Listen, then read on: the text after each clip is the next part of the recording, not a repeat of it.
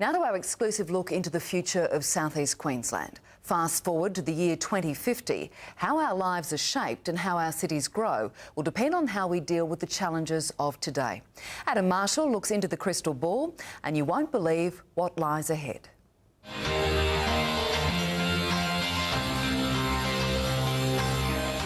This is the world we live in today. By 2050, it will look like this. We're on the cusp of a data revolution. How we live, work and play is about to change. So by 2050, how we see space and time will shift dramatically. World-renowned futurist Professor Sohail Inayatullah envisages three possible directions southeast Queensland will take. The hot and paved highway. If nothing changes, we'll just have one big city from Coolangatta to Noosa. Then there's the tensions boiling scenario.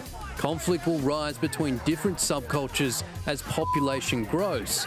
Or we'll be clean, green and smart, an environmental focus, flexible working hours, and as a result, the best and brightest will flock to Queensland.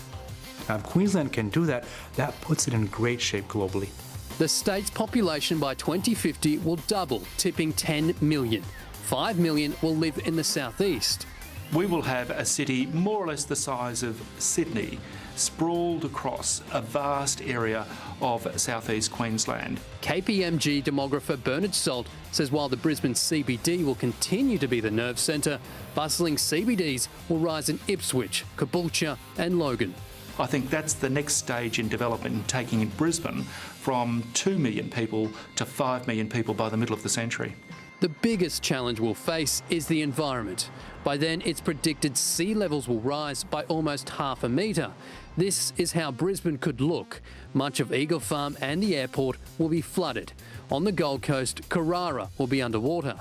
The research I've seen, there's over $30 trillion of assets at risk. What will most likely happen is billions will be spent on flood and tide mitigation to protect this land.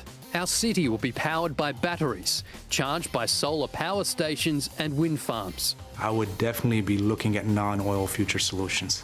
Cars will run on electricity or green fuel, connect with other cars, street signs, even people, and when necessary, drive themselves. Hey sis. Your car told me you're going to be late. Don't worry, we'll wait for you. Mobile phones will resemble a pane of glass. You can have a meeting on the run. If you'd prefer, rather than using the mobile phone, use your glasses. So everyone becomes a hyperlink. So with my Google glasses, I click on you, you click on me. It creates a new environment where the virtual blends with the physical. Our biggest employers will be in health and well-being, ageing, biotechnologies and virtual tourism. We'll either work where we live, in office spaces where the walls are interactive, or in small communities that you won't even need to venture out of. If we have full informational technologies and say you have to give a speech somewhere, why would you go? You would send your hologram. More apartment living, certainly in these regional hubs, if you like. We do expect to see 100-storey plus buildings. It would transform the Brisbane CBD, dwarfing our highest towers. Matthew Gross from National Property Research says prices will also dwarf today's. Now, the average house price in Brisbane at the moment is $520,000. If you index that out at 5%, you're looking at somewhere around about $3.2 million. Schooling will be more interactive. The days of the traditional classrooms are long gone. When it comes to medicine, we will know every little bit about the human body from head to toe. Surgery will be done by a 3D printer, just like our food, but that technology is available right now. As long as you can create it in the computer, you can make it out of whatever you can put through the syringe. Soon, everyone will have a 3D printer in their home. No need for the supermarket, unless you want a piece of steak, but it'll most likely come from a test tube. In vitro meat will be produced in labs. It'll be 100% pure muscle with healthy additives. Those labs will probably be run by lifelike robots such as this, the Robo-Thespian.